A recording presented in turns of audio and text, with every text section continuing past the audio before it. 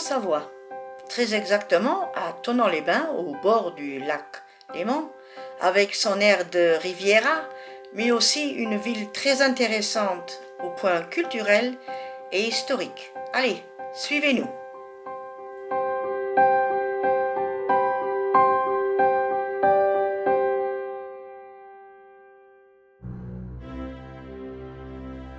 Thonon-les-Bains, c'est une station balnéaire du lac Léman. Le funiculaire automatique de 1888 relie le centre-ville de la ville thermale au port de Rives. Long de 220 mètres, il gravit les 46 mètres de dénivelé en 1 minute et demie environ.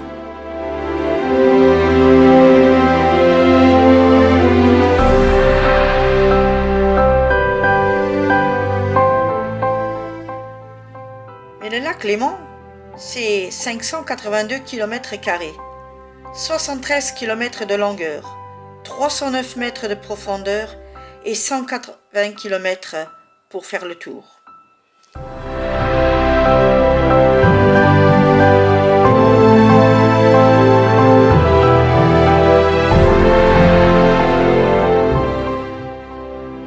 Ici, la statue du général d'Essex, qui était un natif de Thonon-les-Bains, médecin et homme politique, plus tard général d'Empire du XVIIIe siècle.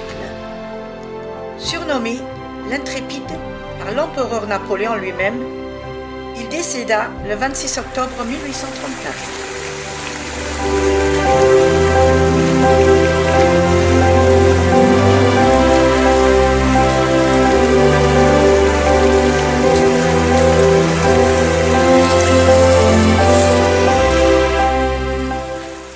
Une ancienne prison domine le belvédère du Léman et accueille aujourd'hui le musée du Chablais et l'office du tourisme.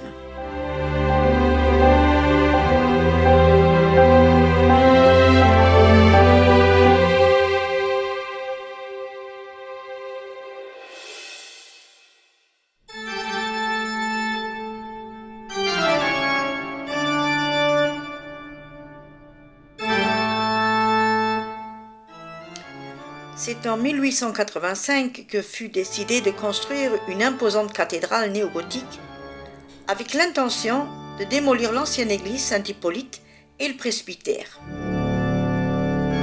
À cause d'ennuis financiers en 1889, on décida de démolir uniquement le presbytère juste à côté. La décoration intérieure date des années 1940, en particulier les 2 scènes de la Passion et le chemin de croix signé par Maurice Denis.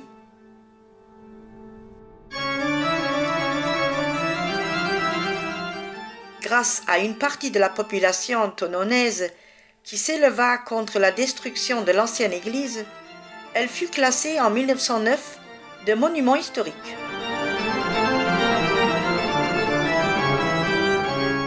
C'est en 1921 que les travaux reprirent. La nouvelle église, qui ne comptait plus qu'un clocher, fut accédée à l'ancienne. En 1930, la nouvelle basilique fut consacrée par l'évêque d'Annecy.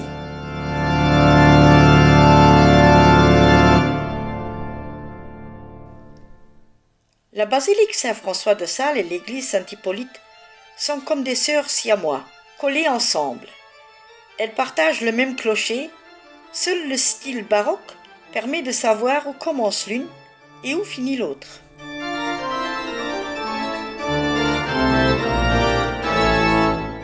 Nous pénétrons dans l'église Saint-Hippolyte, qui est la plus ancienne église de Thonon. Elle date du XIIe siècle, dont il ne reste plus que la crypte d'origine. Transformée et restaurée à plusieurs reprises, elle est aujourd'hui l'une des plus fières représentations du style baroque en Haute-Savoie. Dédiée à saint Hippolyte, officier romain, martyrisé en 258, l'église actuelle a été construite au XIVe siècle à l'emplacement de l'église primitive d'époque romane. En 1439, sous le règne d'Amédée VIII, premier duc de Savoie, l'église devint chapelle papale, lorsque celui-ci est désigné pape par le Conseil de Bâle.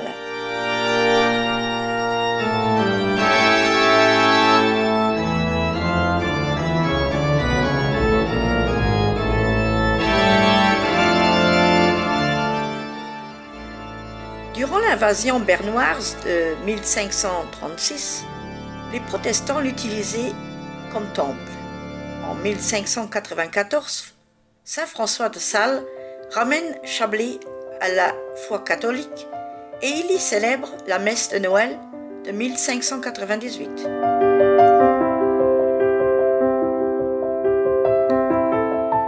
Entièrement remaniée à la fin du XVIIIe siècle, l'église est pourvue d'un remarquable décor baroque. Devenu temple de la raison durant la Révolution, saint Hippolyte retournera au culte catholique au début du XIXe siècle et sera classé monument historique 100 ans plus tard, en 1909.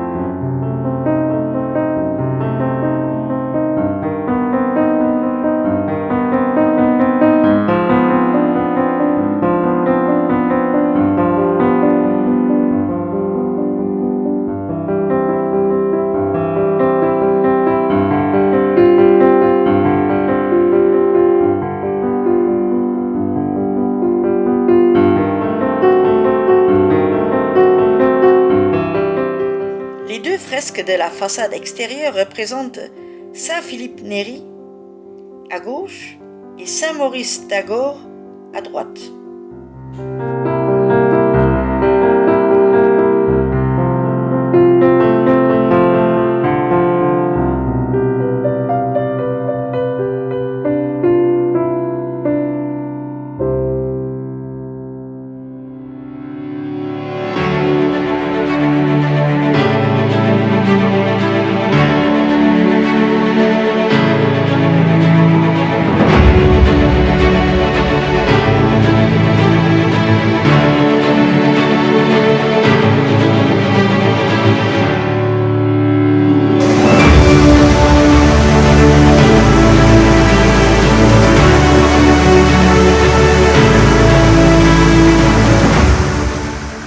En 563, à cause d'un glissement de terrain aux alentours de l'actuel Port-Vallée a eu lieu en provoquant un tsunami qui aurait atteint Thonon avec une hauteur de 13 mètres.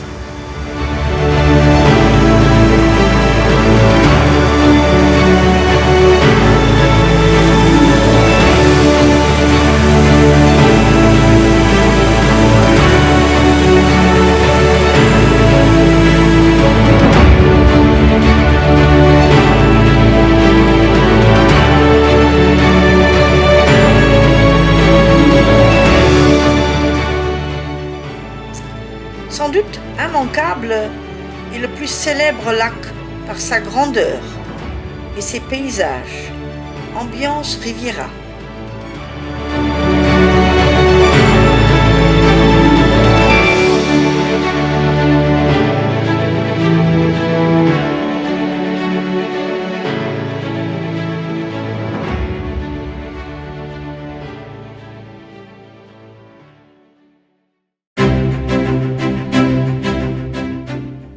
Au lieu historique, culturel et vinicole de la Haute-Savoie, le château de Ripaille est aussi un des plus grands et remarquables sites naturels au bord du Léman sur ses 120 hectares de domaine.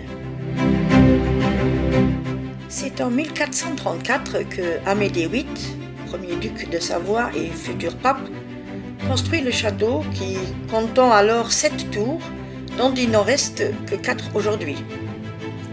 À la fin du XIXe siècle, le site de Ripaille tombait en ruine.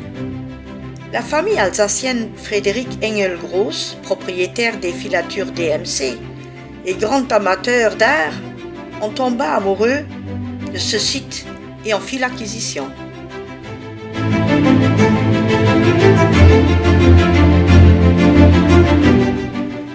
Après les guerres de la Réforme et par l'intervention de saint François de Sales, Ripaille fut au XVIIe et XVIIIe siècle une chartreuse protégée du monde par ses grands murs.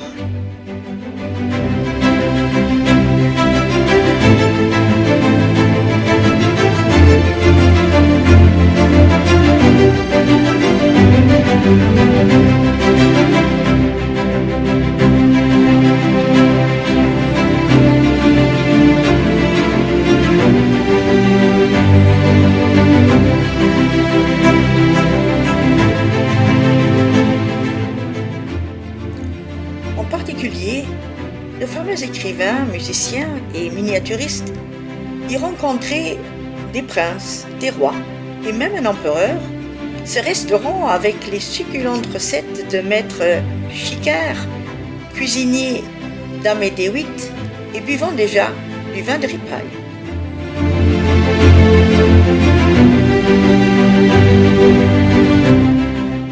Aujourd'hui, 3 entiétés le possède et le gère.